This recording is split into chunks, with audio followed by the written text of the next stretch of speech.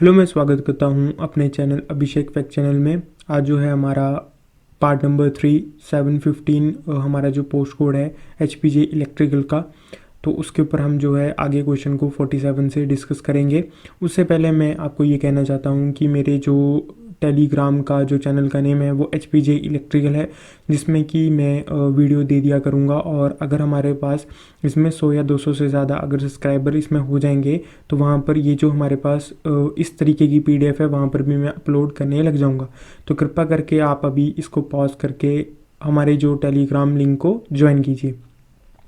तो चलो आज जो है हम अपना फर्स्ट क्वेश्चन स्टार्ट करते हैं। 47, the scale of an electrodynamometer usually read the. तो सबसे पहले अगर हम इलेक्ट्रोडायनमोमीटर की अगर एक्स्ट्रा इन्फॉर्मेशन के बारे में बताएं तो इलेक्ट्रोडायनमोमीटर जो है वो AC और DC दोनों सप्लाई को मेज़र कर सकता है। और AC DC से अगर बात किया जाए तो फिर ये रीड करेगा कौन सी हमारी RMS वैल्यू, तो रूट मीन स्क्वायर की वैल्यू को ये रीड करेगा, जिसका जो दूसरा नाम है उसका नाम है effective value of an AC। अगर हम इलेक्ट्रोडायनेमिक टाइप की बात करें तो इसमें एयर फ्रिक्शन डैम्पिंग का इस्तेमाल किया जाता है और इसमें स्प्रिंग कंट्रोल जो कंट्रोलिंग सिस्टम है वो स्प्रिंग कंट्रोल किया जाता है। स्प्रिंग में मतलब कि कंट्रोलिंग सिस्टम में हमारा स्प्रिंग और ग्रेविटी दो आते हैं। और डैम्पिंग की बात करें तो डैम्पिंग में air friction damping, fluid friction damping and eddy current damping होती है। तो इसमें इलेक्ट्रोडायनेमोमीटर में हम एयर फ्रिक्शन डैम्पिंग और स्प्रिंग कंट्रोल का जनरली हम इस्तेमाल करते हैं। अब हमारा जो इलेक्ट्रोडायनेमोमीटर है उसमें हमारा वाट मीटर आएगा, वाट मीटर का इस्तेमाल होगा, वोल्ट मीटर होगा, मीटर होगा, पावर फैक्टर होगा या फ्रिक्वेंसी मीटर। इतने सारे जो प्रकार के हम इंस्ट्रूमेंट का जो प्रिंसिपल है वो इलेक्ट्रोडायनेमोमीटर है। तो हमारा जो इसका आंसर होगा 47 का वो होगा हमारा इसमें क्या आपका हो जाएगा C, तो effective value of the AC। I hope आपको ये समझ आ गया होगा। अगर हम अगले क्वेश्चन की बात करें तो अगला क्वेश्चन है हमारे पास, which displacement transducer is use for accurate and linear measurement की बात करें। सबसे पहले अगर हम ट्रांसड्यूसर की बात करें तो convert any non electrical quantity, जैसे कि फोर्स हो सकती है, प्रेशर हो सकता है, स्ट्रेस हो सकता है, into an electrical quantity like volt meter, current and frequency. तो वो होता है हमारा कौन सा ट्रांसड्यूसर। मीन्स एक फॉर्म ऑफ एनर्जी को दूसरी फॉर्म ऑफ एनर्जी में कन्वर्ट करें तो उसको हम ट्रांसड्यूसर बोलेंगे। और ये जो ट्रांसड्यूसर है वो यहाँ पर बहुत ज़्यादा हमारे पास जो है इंपॉर्टेंट है। ये आपका जो है पेपर में पूछा जाता है। जो हमारे पास ये ट्रांसड्यूसर है ये पेपर में पूछा जाता है। ये जो डेफिनेशन है ना, one form of energy to the another form of energy. अगर हम इसकी बात करें तो primary transducer, secondary, active and passive, ये भी जो इसकी डेफिनेशन है वो इंपॉर्टेंट है। प्राइमरी ट्रांसड्यूसर का मतलब होता है कि एक नॉन इलेक्ट्रिकल टू इलेक्ट्रिकल में कन्वर्ट करना, तो उसको बोलते हैं प्राइमरी ट्रांसड्यूसर। अब सेकेंडरी ट्रांसड्यूसर का मतलब हुआ कि पहले सबसे पहले नॉन इलेक्ट्रिकल थी उसको कन्वर्ट किया, फिर से एक नॉन इलेक्ट्रिकल में, और नॉन इलेक्ट्रिकल को फिर इलेक्ट्रिकल में कन्वर्ट किया। जैसे प्रेशर एक नॉन इलेक्ट्रिकल हुआ, उसको ट्रांसड्यूसर के थ्रू कन्वर्ट किया डिस्प्लेसमेंट में, फिर डिस्प्लेसमेंट में जैसे LVDT हो गया, किसी के थ्रू हमने उसको फिर इलेक्ट्रिकल में कन्वर्ट किया। अगर हम अगली बात करें एक्टिव ट्रांसड्यूसर की, when transducer does not required any external supply, तो जैसे हमारा पीजो इलेक्ट्रिक, PV, फोटोवोल्टिक हो गया या थर्मोकपल हो गया। तो आपको पता है कि थर्मोकपल के बारे में मैंने पहले भी क्वेश्चन पेपर में बताया था कि इसमें क्या होता है कि टेम्परेचर डिफरेंस की वजह से वहाँ पर जो है DC वोल्टेज उत्पन्न होती है। और पीजो इलेक्ट्रिकल में क्या होता है कि फोर्स अप्लाइड करोगे तो इलेक्ट्रिकल एनर्जी यहाँ पर कन्वर्ट होगी, तो ये तुम्हारा रिवर्सिबल भी हो सकता है। तो ये तुम्हारा एक्टिव ट्रांसड्यूसर हो गया। तो इनमें जो डेफिनेशंस में बताया गया था कि इसमें थर्मोकपल हो गया, पीजो इलेक्ट्रिक हो गया, तो इसमें कोई एक्सटर्नल सप्लाई की ज़रूरत हमें नहीं पड़ती है। अगर हम पैसिव की बात करें, when transducer required any external supply, तो मीन्स किसी एक्सटर्नल सप्लाई के थ्रू ये वर्क करेंगे। जैसे LVDT हो गया, थर्मिस्टर हो गया, रियोस्टैट हो गया, पायरोमीटर हो गया। अगर अगले की बात करें, जो इसमें क्वेश्चन पूछा गया था कि कौन सा मतलब कि which displacement transducer use for accurate and linear displacement, तो वो हमारे पास कौन है LVDT। तो LVDT का इस्तेमाल किया जाता है। जो हमारे पास सबसे पहली बात, अगर हम बात करें लीनियर डिस्प्लेसमेंट में, हमारा पोटेंशियोमीटर हो गया, LVDT हो गया या हॉल इफेक्ट, ये तीन है इसमें टाइप। और जिसमें कि हमारा लीनियर स्केल, एक्यूरेट और हाई सेंसिटिविटी और वाइड रेंज ऑफ डिस्प्लेसमेंट में कौन है अपना LVDT।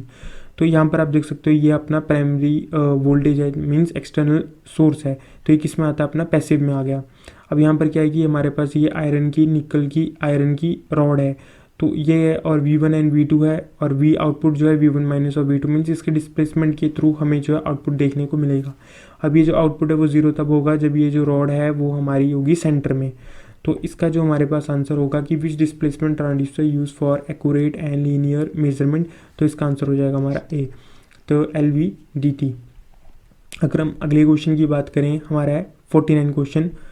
अब 49 क्वेश्चन की अगर हम बात करें, the early effect in a bipolar junction transistor is cause by, देखो इसका एक्सप्लेन मैं कर देता हूँ, और इसका जो है आंसर वैसे कौन सा सी है, the large collector base reverse wise.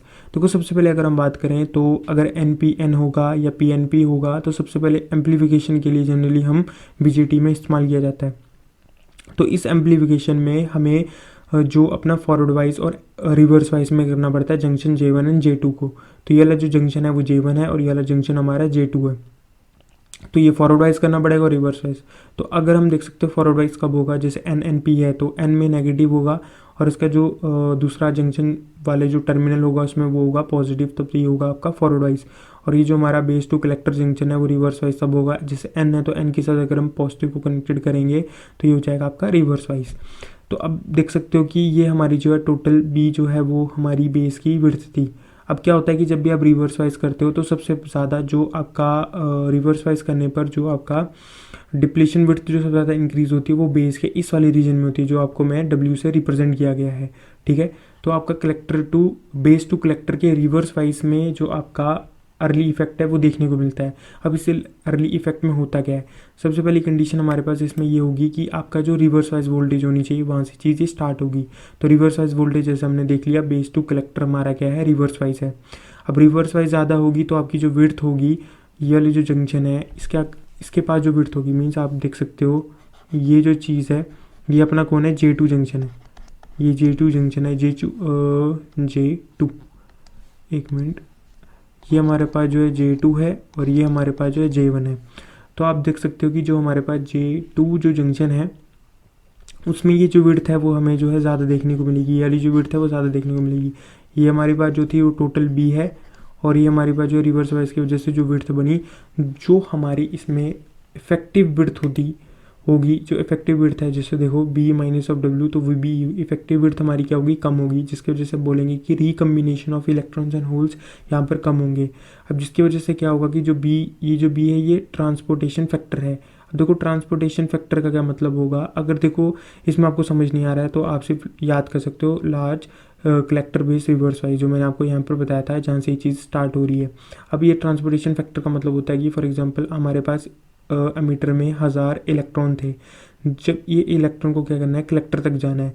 तो अब क्या है कि बीच में हमारे पास जो बेस है उसमें 5% तक की जो है रिकम्बिनेशन हो जाती है। Recombination means electrons and holes recombine कर जाते हैं। तो इसमें से 1000 में से 50 यहाँ पर कंबाइन हो गए, रिकम्बाइन, तो कितने पहुँचे, 950। बट अर्ली इफेक्ट की वजह से क्या होगा कि यहाँ पर 50 के बजाय 10 ही रिकम्बाइन होंगे और बाकी पहुँच जाएंगे, जैसे 990 पहुँच जाएंगे इलेक्ट्रॉन वहाँ पे, और इलेक्ट्रॉन की ये डायरेक्शन के अपोजिट में अपना करंट फ्लो कर जाएगा। अब क्या होगा कि इसमें अल्फ़ा हो जाता है। अब अल्फ़ा होता है हमारा जिसमें कि कॉमन बेस में IC/IE हो जाएगा, तो ये बढ़ जाएगा, तो बीटा भी बढ़ा, बीटा से अपना IC बढ़ा। तो कहीं ना कहीं अर्ली इफेक्ट की वजह से जो स्टार्टिंग है वो हमारा रिवर्स वाइज जंक्शन के बढ़ने पर होती है, और उसका जो एंड है, जो इसका रिजल्ट है वो है कि कलेक्टर करंट जो है वो आपका इंक्रीज़ हो जाता है। तो ये हमारे पास इसका जो 49 का आंसर जो मिलेगा वो है आपका कितना, C, the large collector base reverse wise.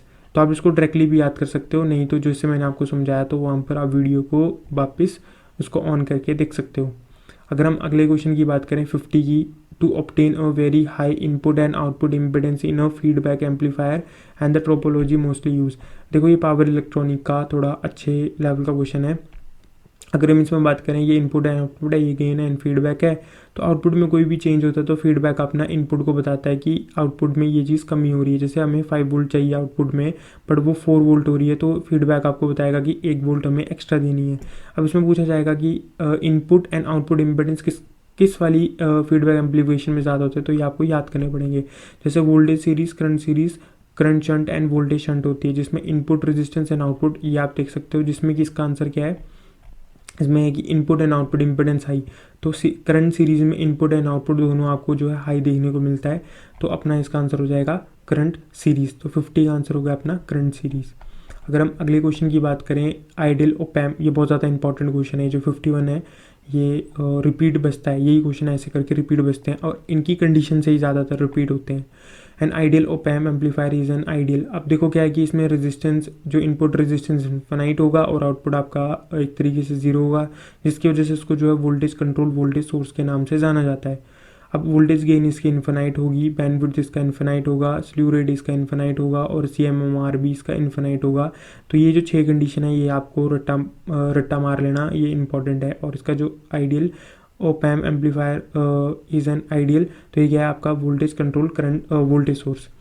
अगर हम इसकी बात करें तो ये इसका सिंबल होगा, जिसमें कि आपका नॉन इन्वर्टिंग इन्वर्टिंग होगा। अब नॉन इन्वर्टिंग में अगर हम साइनोसॉइडल दे रहे हैं तो इसमें आपका मतलब वही फेज में रहेगा, बट अगर आपका नॉन इन्वर्टिंग में था ये मीन्स जीरो फेज में रहेगा। बट इन्वर्टिंग में क्या होगा कि अगर आपका जैसे ये वाली फॉर्म है तो 180 डिग्री का डिस्प्लेसमेंट कर देगा।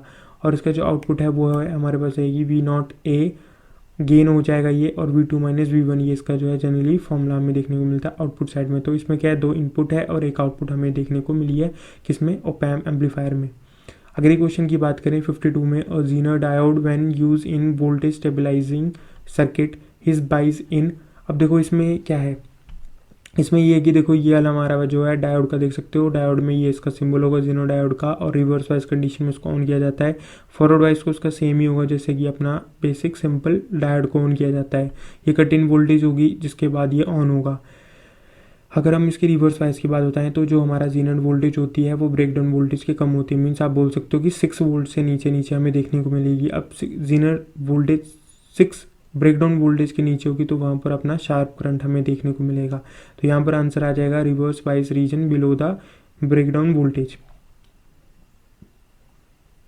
अगले क्वेश्चन की अगर हम बात करें 53, the output of a logic gate is 1 when all its input are at logic 0 the gate is. वो ये कि अगर आपका आउटपुट कब 1 होगा, जब आपके इनपुट दोनों होनी चाहिए 0। अब देखो अगर हम नैंड गेट की बात करें तो नैंड गेट यूनिवर्सल गेट में आता है। नैंड गेट का जो सिंबल है इस तरीके से होगा एंड, और उसके आगे बबल, तो मीन्स ये बन जाएगा आपका नैंड। इनपुट एंड आउटपुट की बात करें, अगर फॉर एग्जांपल 0 0 में अगर हम इसकी इनपुट है कितना अपना कितना है 0 0, तो इसमें क्या आंसर आ रहा है 1, तो मीन्स नैंड गेट तो इसमें आंसर में होगा ही होगा अगर ऑप्शन मैच करता है तो। जैसे इसमें नैंड एन और एन एक्सॉर है, तो अब एक्सॉर में देखते हैं एक्सॉर गेट, तो ये उसका जो है सिंबल रिप्रेजेंट करेगा y इज इक्वल टू ए, इस तरीके से होगा y ए का कम्प्लीमेंट बी प्लस बी ए का कम्प्लीमेंट हमें जो है देखने को मिलेगा। ये एक्सॉर का प्लस वाला सिंबल लगता है इसमें। तो इनपुट अगर दोनों 0 है तो आउटपुट भी हमें 0 देखने को मिली है, तो ऑप्शन ए हमारा पास हो जाएगा क्रॉस, मतलब ये नहीं होगा। अगर अगले की बात करें नॉट गेट, तो नॉट गेट में क्या, अगर हम सेकंड ऑप्शन की बात करें और नॉट गेट और एन एक्सॉर नॉर गेट की बात करें, नॉट गेट में क्या है कि ये आपका सिंबल रिप्रेजेंट हो गया, ये आपका आउटपुट जो है वो ए का कम्प्लीमेंट होगा। तो इस तरीके से अगर इनपुट आपका 0 है तो आपका आउटपुट क्या होगा 1 हो जाएगा, मीन्स ये आपका मैच कर रहा है कौन सा, नॉट वाला, तो कंडीशन फुलफिल होगी। अगर हम इसमें एक्सॉर की बात करें, एक्सनॉर एन लगा हुआ है एक्सनॉर, तो इसमें आपका जो सिंबल है इस तरीके से बनेगा, ये बबल एक्सॉर के आगे फिर एक बबल बन जाएगा मीन्स एक्सनॉर। तो इसका ये रिप्रेजेंटेशन है, तो मीन्स ए बी प्लस एक कम्प्लीमेंट इंटू बी का कम्प्लीमेंट हमें देखने को मिलेगा। अगर दोनों इनपुट 0 0 है तो आंसर क्या आ जाएगा 1। तो इसका मीन्स आपका जो बी आंसर है वो तो चलो हो गया करेक्ट, ये वाला जो है बी हो गया। अगर हम अगले की बात करें जैसे कि अपना है और गेट में क्या ये कंडीशन हो रही है जो पूछी गई, अगर हम इनपुट एंड इनपुट में 0 0 लाएंगे आउटपुट 0, तो मीन्स ये नहीं होगा क्योंकि आउटपुट हमें 1 चाहिए इनपुट के 0 होने पर। अगर हम नैंड गेट की बात करें NAND नैंड गेट, तो इसमें क्या है अपना y is equal to A dot B हो जाएगा अपना। तो इनपुट अगर दोनों 0 तो आउटपुट भी अपना 0 हो जाएगा, तो मीन्स नैंड भी नहीं होगा एंड भी नहीं होगा और भी नहीं होगा, तो इसमें आंसर हो गया आपका कौन सा बी। तो नॉट और एन एक्सॉर नॉर गेट। तो 53 आई होप आपको समझ आ गया होगा। अगर हम अगले क्वेश्चन की बात करें, अरे अगला क्वेश्चन गायब ही हो गया। अगर इसकी बात करें 56, पहली बात देखो ये जो क्वेश्चन है जो आपके क्वेश्चन पेपर में दिया है, जैसे A1 B1 और Y1 Y2 ये कुछ नहीं गिवन था, ये मैंने लगाया है, तो ये क्वेश्चन उधर हो ही नहीं सकता सॉल्व। और वैसे भी इस क्वेश्चन को अगर आ गया तो किस्मत अच्छी है, वरना इसमें कोई टाइम स्पेंड नहीं करेगा इस क्वेश्चन को, क्योंकि ये ज़्यादा समय ले जाएगा। ये उन बंदों के लिए लिया जाता है जो ज़्यादा चतुर होते हैं और वो बोलते हैं कि हम सारे क्वेश्चन सॉल्व करेंगे, तुक्के नहीं लगाएंगे, बिना तुक्के लगाए, तो उनका ये बहुत ज़्यादा समय खा जाएगा। अगर हम क्लॉक 0 की बात करें, देखो यहाँ पर है क्लॉक A B इनपुट है। अब इसमें कौन सा आपका नैंड गेट है, ये कौन सा आपका ये नैंड हमें देखने को मिला है। जब हमने क्या बताया था कि ए डॉट बी हो जाएगा, तो इसमें ये लग जाएगा।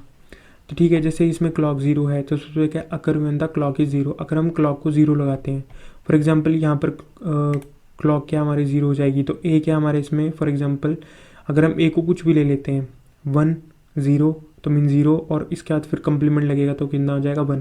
तो कहीं ना कहीं A1 एंड B1 हमें जो है 1 ही देखने को मिलेगा।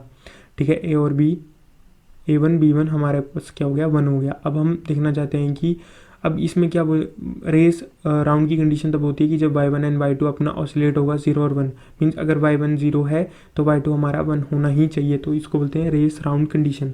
तो अगर हम यहाँ पर देखें y2 को, जैसे ये y2 है तो y2 का जो इनपुट है वो देखते हैं। सबसे पहले इनपुट क्या है b1 से आई है और दूसरी इनपुट आई है y1 से, तो ठीक है। तो y2 is equal to y1 dot 1 का कम्प्लीमेंट। अब देखो इसमें क्या है कि b1 एंड y1 तो 1 है, तो ये मैं लिख लेता हूँ, यहाँ पर हो गया 1 और यहाँ पर हो गया आपका 1। ठीक है, तो y1 आपका आ गया। तो अब यहाँ पर देख सकते हो कि y1 का कम्प्लीमेंट डॉट 1 हो जाएगा, क्योंकि ये कौन सा है आपका नैंड गेट है। ये भी आपको जो है नैंड गेट देखने को मिला है। तो अगर आप जब यहाँ पर देखोगे तो कहीं ना कहीं इसका जो आंसर होगा y2 का हो गया y1 का कम्प्लीमेंट, और वैसे ही y1 का होगा y2 का कम्प्लीमेंट। अगर फॉर एग्जांपल कि मैं मानता हूँ कि y1 इफ़ y1 0 है, अगर y1 हमारा जो है 0 देखने को मिलेगा, तो अब y1 0 का कम्प्लीमेंट मीन्स y2 क्या आता है हो जाएगा अपने पास 1 हो जाएगा। तो y2 एंड y1 का कम्प्लीमेंट 1 हो जाएगा, और y2 अगर इफ y2 को हम 0 लगाएंगे तो y1 इजिकल टू y2 का कम्प्लीमेंट इजिकल टू 1। तो मीन्स रेस राउंड की कंडीशन जो है बी में नहीं होती जब हमारा क्लॉक क्या है 0 है।